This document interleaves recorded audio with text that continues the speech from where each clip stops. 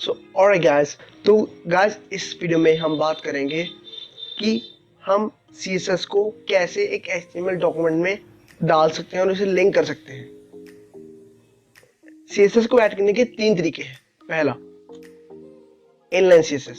CSS is added to the elements directly using the style attribute.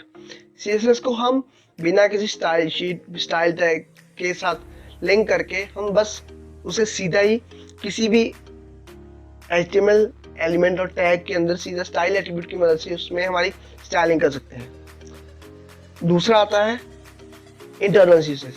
CSS is kept inside the head tags in style tags. CSS को हम हमारे style tag के अंदर हमारी सारी styling कर सकते हैं और उसे बाद में और उसे हम हेड टैग के अंदर प्लेस करते हैं। और थर्ड आता है हमारा external CSS. CSS is kept separately inside a .css style sheet. हम हमारी सारी स्टाइलिंग किसी अनदर फाइल में कर सकते हैं और उसे .css के एक्सटेंशन नेम से सेव करके HTML डॉक्यूमेंट से लिंक कर सकते हैं। तो गाइस, हम ये तीनों प्रैक्टिकली देखेंगे। चलते हैं हमारी विजुअल स्टूडियो कोड की तरफ।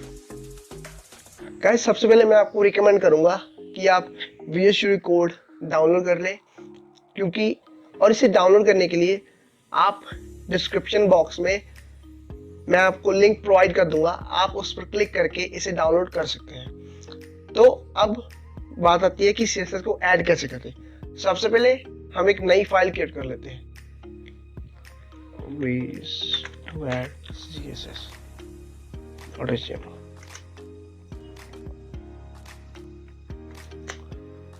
तो हमने 3 तरीकों की बात की, इनलाइन CSS, इंटरनल CSS और एक्सटर्नल CSS। तो सबसे पहले हम देखते हैं इनलाइन CSS के बारे में। हमने कोई भी हमारा HTML टैग लिया और उसमें हमने कुछ भी राइट कर लिया, just right this is an internal CSS element. Go live की मदद से लाइव आ जाता हूँ। गाइस, गो लाइव ये विजुअल स्टूडियो कोड का फीचर है। इसकी मदद से हमारी आउटपुट अपने आप ही रिफ्रेश होती जाएगी, हमें कुछ भी रिफ्रेश करने की जरूरत नहीं पड़ेगी। जस्ट हम यहाँ पर हमारी फाइल को सेव करेंगे और आउटपुट में हमारी फाइल अपने आप रिफ्रेश हो जाएगी। तो ये मैं आपको साथ साथ में दिखाऊंगा कि कैसे हमारी इनलाइन CSS इंटरनल एक्सटर्नल काम करती है। तो इनलाइन CSS ऐड करने के लिए हम हमारे HTML टैग में जाएंगे, जिसमें हमें हमारी स्टाइलिंग करनी है, और उसमें स्टाइल एट्रीब्यूट लिखकर हम हमारी स्टाइलिंग डबल कोट्स के अंदर लिखेंगे। इसमें हम हमारे कलर रेड कर देते हैं, बैकग्राउंड कलर येलो, और उसका फॉन्ट साइज बढ़ा देते हैं।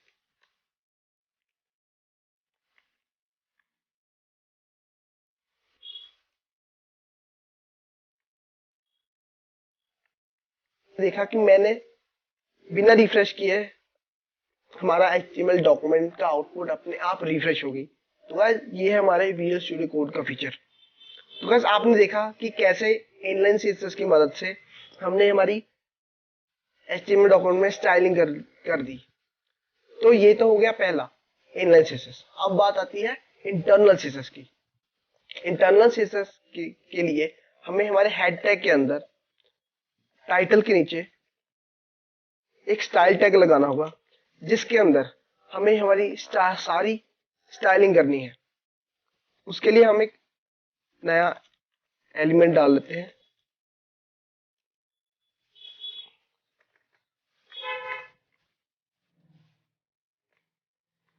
अब इसे स्टाइल करने के लिए हम हमारा सिलेक्टर लिखेंगे H1 और उसके बाद ब्रैकेट्स के अंदर हम हमारी सारी स्टाइलिंग करेंगे।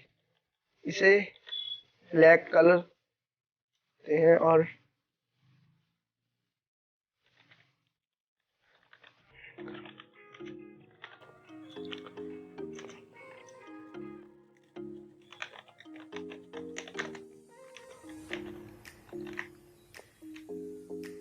तो गाइस, आप देख सकते हैं कि कैसे इंटरनल CSS की मदद से हमने हमारा हेडिंग टैग को स्टाइल किया। अब आता है third, external CSS. External CSS को हमारी इस फाइल से लिंक करने के लिए सबसे पहले हमें एक नई फाइल क्रिएट करनी होगी .css नाम से, .css नेम से, ताकि हम उसे इससे लिंक कर सकें और उसमें हम हमारी सारी स्टाइलिंग करेंगे। हम एक फाइल क्रिएट कर लेते हैं style.css।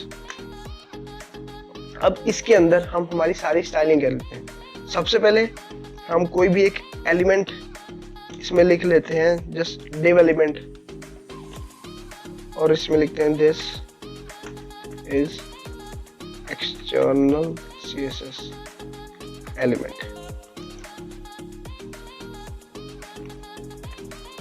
अब हम हमारा सिलेक्टर लिखेंगे, हमारा सारा स्टाइल लिखेंगे। हम इसे कलर वाइट कर लेते हैं, बैकग्राउंड कलर ग्रीन,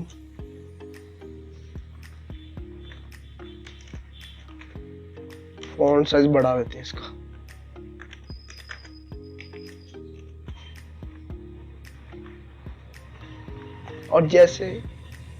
और अब तो गाइस इसे मैंने सेव कर लिया। अब बात आती है कि इसे उससे लिंक कैसे करना है। उसके लिए जिस फाइल में हमें इससे लिंक करना है उसमें जाएं और हमारे हेड टैग के अंदर हमें इसे लिंक करना है। उसके लिए राइट लिंक टैग, उसके बाद राइट rel इक्वल टू, फिर डबल कोट्स के अंदर हमें लिखना है स्टाइल शीट। फिर हमें इस फाइल का लिंक देना है कि कहाँ ये फाइल प्लेस की है। अगर आपके किसी और फोल्डर में है तो हम उस फोल्डर की डेस्टिनेशन दे सकते हैं। अगर इसी फोल्डर में है तो हम इसी फोल्डर का लिंक दे सकते हैं। अब तो ये फाइल हमारी इसी फोल्डर में है तो इसलिए मैं लिखूंगा style.css।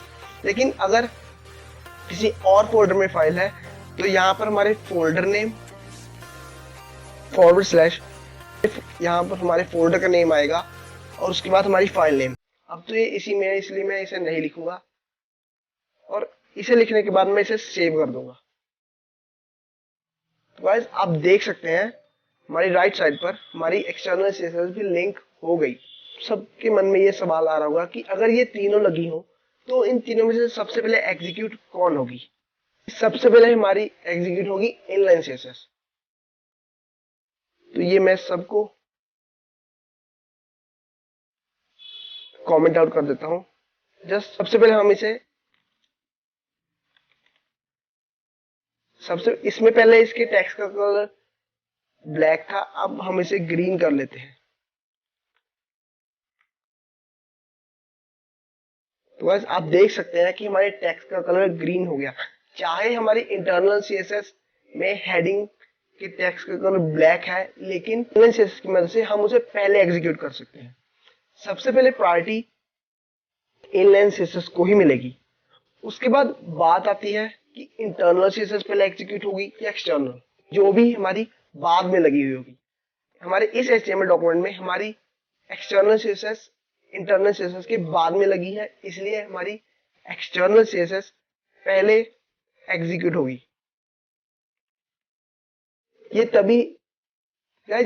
हमारा तीनों तभी इंप्लीमेंट करते हैं कि अगर हमने इन तीनों में सेम एलिमेंट को टारगेट किया हो। फॉर एग्जांपल हमने हमारे इंटरनल CSS में भी हेडिंग टैग का टेक्स्ट कलर चेंज करने की प्रॉपर्टी लिखी हो, इनलाइन में भी और एक्सटर्नल में भी। लेकिन अगर इन तीनों में अलग अलग प्रॉपर्टीज हैं तो हमारी प्रेसिडेंस कोई प्रायोरिटी की बात आती ही नहीं है। तो अब देखते हैं कि इंटरनल और एक्सटर्नल में से कौन सी एग्जीक्यूट होगी। तो मैंने इसे सेव किया। अब हमारी इंटरनल CSS इंप्लीमेंट होगी। अब हम हमारे एक्सटर्नल CSS की फाइल में जाएंगे और यहाँ पर h1 लिखेंगे। इसे सेव करने के बाद आप एक्सटर्नल CSS ने ज्यादा प्रेसिडेंस ली है। लेकिन अगर मैं इसी फाइल को इस इंटरनल CSS के ऊपर लिख कर दूं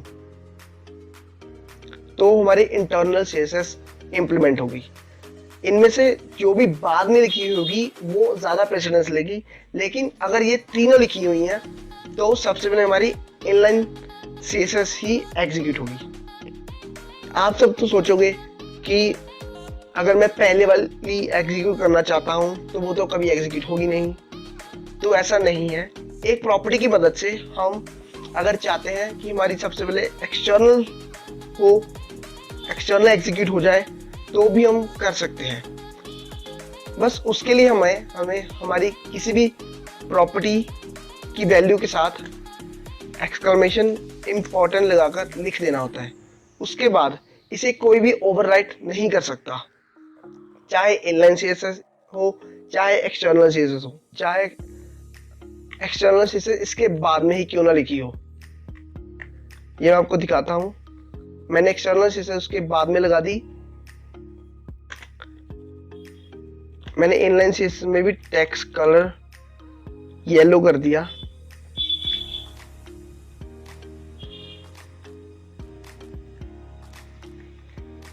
और सेव किया तो हमारे टेक्स्ट का कलर ब्लैक ही रहा।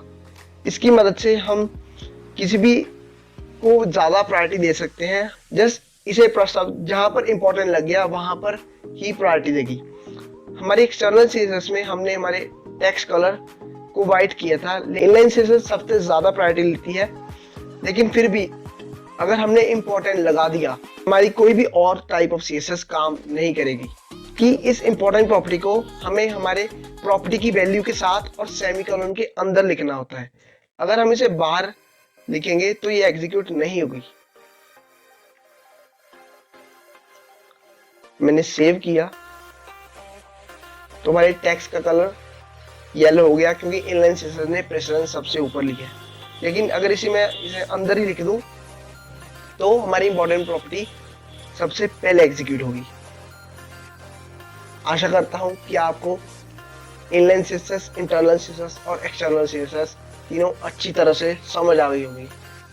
और लेकिन अगर आपको कोई भी प्रॉब्लम्स, एरर्स और क्वेरीज हैं और आप फेस कर रहे हैं तो आप नीचे कमेंट सेक्शन में लिख सकते हैं। मैं आपकी प्रॉब्लम्स को सॉल्व करने में ज़रूर मदद करूंगा। And thank you very much for watching my video.